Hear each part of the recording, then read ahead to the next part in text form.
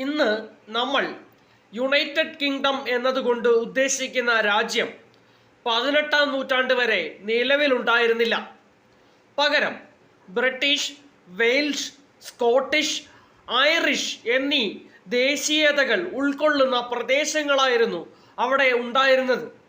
ഇതിൽ മറ്റ് 3 ദേശീയതകളെക്കാളും സമ്പത്ത് കൊണ്ടും അധികാരം കൊണ്ടും പ്രബലമായിരുന്നത് ഇംഗ്ലണ്ടായിരുന്നു.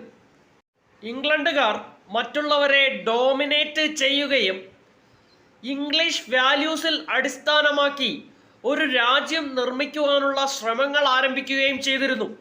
1707 ആക്ട് ഓഫ് ദി യൂണിയൻ എന്ന നിയമപ്രകാരം ഇംഗ്ലണ്ട് സ്കോട്ട്ലൻഡിനെ തങ്ങളുടെ ഭാഗമാക്കി മാറ്റി.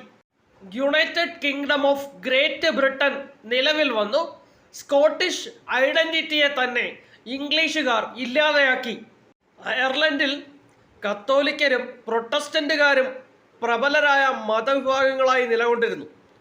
ഇവരിൽ ബ്രിട്ടീഷുകാർ പ്രൊട്ടസ്റ്റന്റുകാരെ പിന്തുണയ്ക്കുകയും അവരുടെ സഹായത്തോടുകൂടി അയർലൻഡിനെ ബ്രിട്ടന്റെ ഭാഗമാക്കി മാറ്റുകയും ചെയ്തു.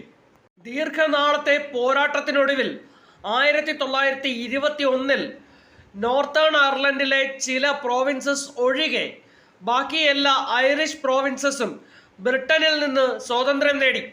നോർത്തേൺ അയർലൻഡ് ഇന്നും യുണൈറ്റഡ് കിങ്ഡത്തിന്റെ ഭാഗമാണ്.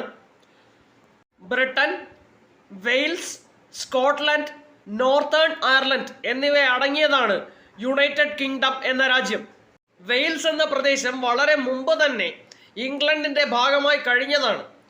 1282 എഡ്വേർഡ് 1 രാജാവ് വെയിൽസ് കീഴ്പ്പെടുത്തുകയായിരുന്നു. മാപ്പ് ശ്രദ്ധിച്ചാൽ ഒരു കാര്യം മനസ്സിലാവും. ഇംഗ്ലണ്ട്, സ്കോട്ട്ലൻഡ്, വെയിൽസ് എന്നിവ 3 ഒരു ഐലൻഡിന്റെ ഭാഗമാണ്. ഈ ഐലൻഡാണ് ഗ്രേറ്റ് ബ്രിട്ടൻ എന്നറിയപ്പെടുന്നത്. ഇതിനോടുകൂടി നോർത്തേൺ ഐലൻഡും കൂടി വരുമ്പോഴാണ് യുണൈറ്റഡ് കിങ്ഡം എന്ന രാജ്യം പൂർണ്ണമാകുന്നത്.